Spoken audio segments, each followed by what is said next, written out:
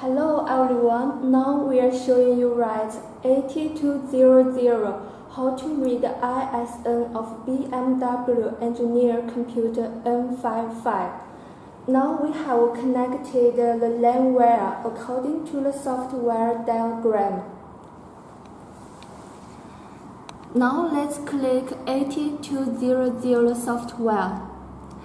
Click BMW. Then click F20. Then click the first one. Then click this. Then click the third one, bench.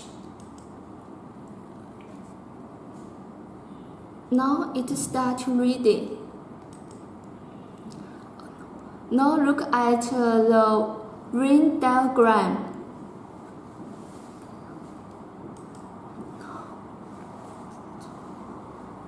It starts reading now.